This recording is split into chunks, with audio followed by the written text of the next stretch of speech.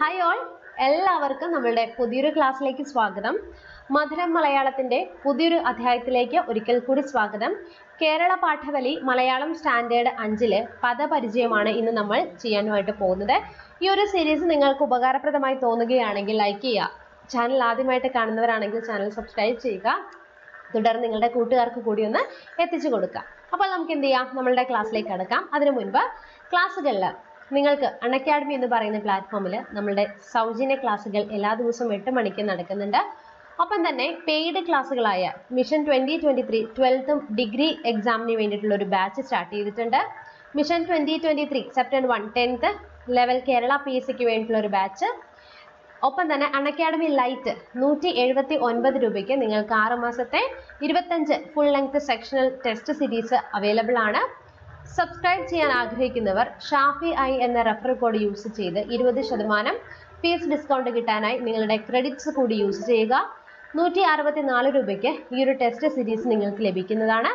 ഒപ്പം തന്നെ ടെസ്റ്റ് സീരീസിനൊപ്പം തന്നെ നിങ്ങൾക്ക് ധാരാളമായിട്ടുള്ള ലൈവ് ക്ലാസ്സുകളും unlimited PDF notes, regular doubt clearing sessions, mock ടെസ്റ്റുകളെല്ലാം അൺഅക്കാഡമിയുടെ പ്ലസ് ഫീച്ചേഴ്സിന്റെ പ്രത്യേകതകളാണ്. അപ്പോൾ നമുക്ക് നമ്മളുടെ ക്ലാസ്സുകൾ ആരംഭിക്കാം അല്ലേ. കഴിഞ്ഞ ദിവസം നമ്മൾ ഈ പറഞ്ഞിരിക്കുന്ന എല്ലാം പഠിച്ചതാണ്.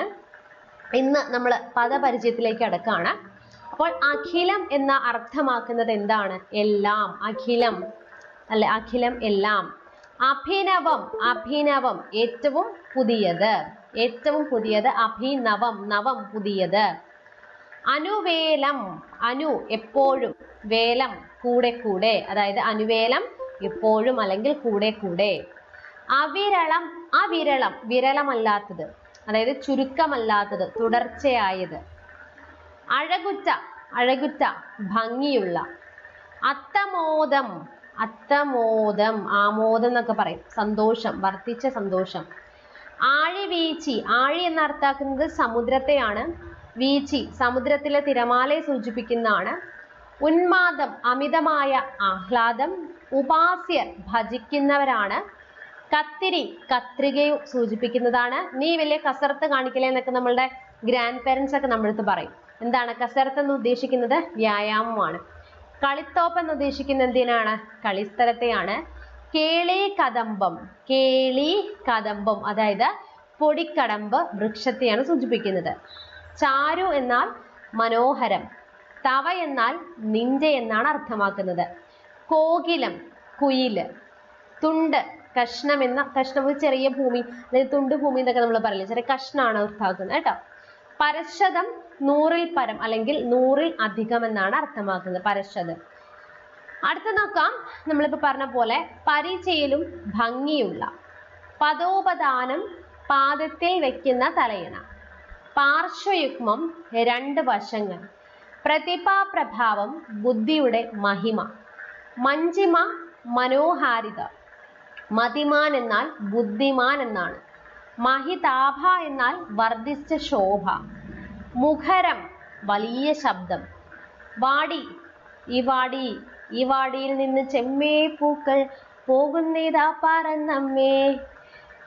അറിയോ പൂമ്പാറ്റ, കുഞ്ഞ് അമ്മയുടെ പൂമ്പാറ്റ പറന്നു പോകുന്ന കാണുമ്പോൾ പറയുന്ന ഒരു കവിതയിലെ വരികളാണ് കേട്ടോ.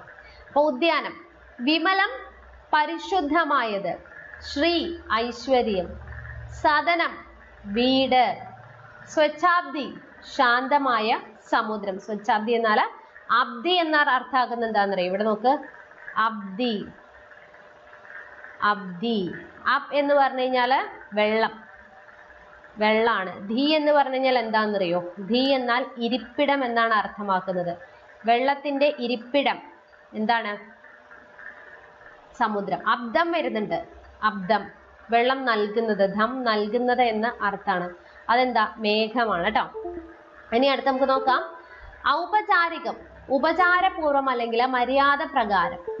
അജ്ഞാതം അറിയാത്തത്. ഭീമാകാരമായത് വലിയ, വലിയ രൂപം.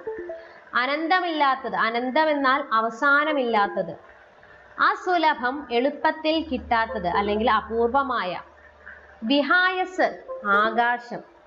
മുഖാമുഖം മുഖത്തോട് മുഖമായി അല്ലെങ്കിൽ നേരിട്ട്. ദൗത്യം ഉദ്യമം. ചുമതല ഉത്തരവാദിത്വം.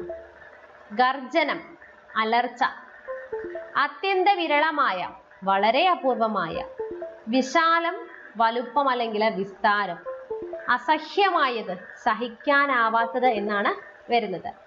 ഇനി ഏകാന്തതാബോധം ഒറ്റയ്ക്കാണെന്ന ബോധം, കുഞ്ഞം കൂട്ട്, സനാഥ നാഥനുള്ള, അനാഥയുടെ ഓപ്പോസിറ്റ് ആണ് സനാഥ, ആദി ആദ്യത്തെ അല്ലെങ്കിൽ ഒന്നാമത്തെ ആദി, തിരുമിഴി തിരുമിഴി രാജാവിൻ്റെയോ ദേവന്റെയോ നേത്രം.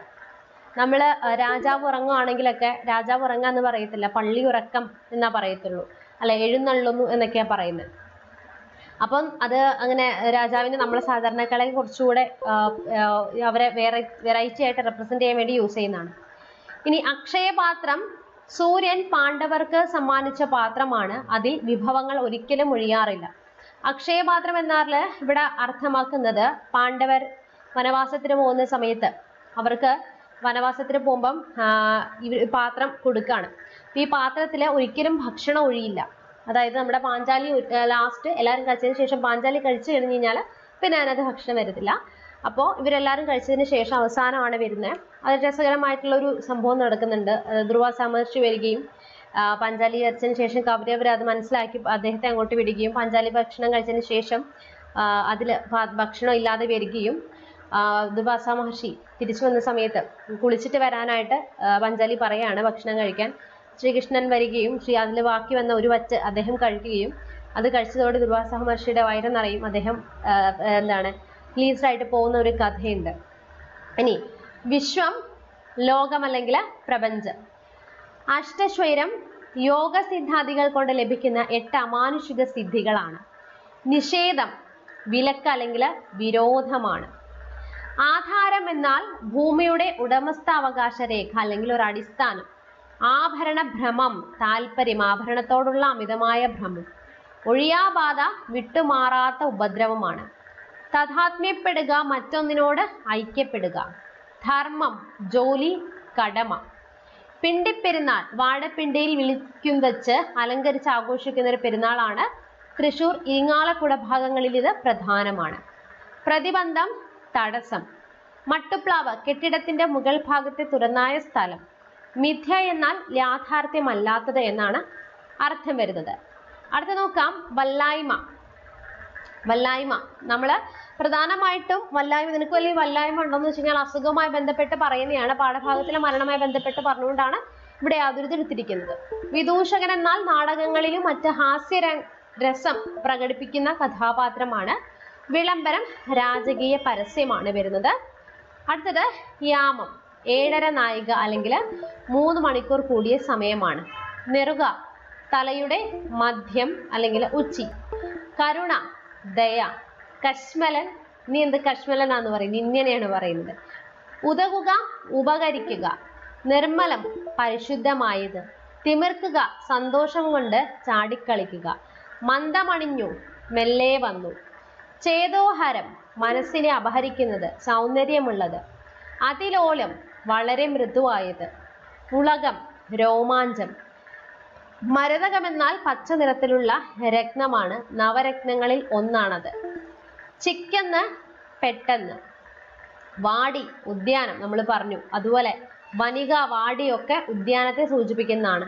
മഞ്ഞെന്നാൽ ഭൂമിയാണ്, മഞ്ഞ ഭൂമി. അടുത്തത് സ്വർണം കനകം മൂലം കാമിനി മൂലം അല്ലെ, കലഹം പലവിധം എന്ന് പറയുന്ന പോലെ കനകം കാമിനി എന്താണ്, കനകം സ്വർണം, കാമിനി ഭാര്യ. ഉലക് ലോകം. ശുഷ്കിച്ച ഉണങ്ങിയ. വ്യംഗ്യമായ ഒളിഞ്ഞിരിക്കുന്ന. ദൃഷ്ടാന്തം തെളിവ്. തണിയുവോളം തണുക്കുവരൻ. അരജൻ രാജാവ്. അരജൻ രാജാവാണ് കേട്ടോ. അപ്പോൾ ഇന്നത്തെ ക്ലാസ്സിൽ നമ്മൾ പഠിച്ചിട്ടുണ്ടായിരുന്നത് 5ാം ക്ലാസ്സിലെ കേരള പാഠവലിയിലെ പദപരിചയമാണ്. ഇതോട് കൂടിയിട്ട് 5ാം ക്ലാസ്സിലെ അടിസ്ഥാന പാഠവലിയും കേരള പാഠവലിയും ക്ലാസ് ഫുള്ളായിട്ട് ഞാൻ കംപ്ലീറ്റ് ചെയ്തിട്ടുണ്ട്. നാളെ മുതൽ നമ്മൾ 6ാം ക്ലാസ്സിലെ ചാപ്റ്റേഴ്സും ടെക്സ്റ്റ് ബുക്കുമായിട്ട് വീണ്ടും വരുന്നതായിരിക്കും. ക്ലാസ്സുകൾ എല്ലാവർക്കും ഇഷ്ടപ്പെടുകയാണെങ്കിൽ എല്ലാവരും ലൈക്ക് ചെയ്യുക. ഒപ്പം തന്നെ ഈ സീരീസ് കണ്ടിന്യൂ ചെയ്ത് പോകാൻ നിങ്ങൾ ആഗ്രഹിക്കുന്നുണ്ടെങ്കിൽ എന്നെ കമൻറ്റ് ബോക്സിൽ കമൻറ്റ് ചെയ്ത് അറിയിക്കുക. Thank you so much.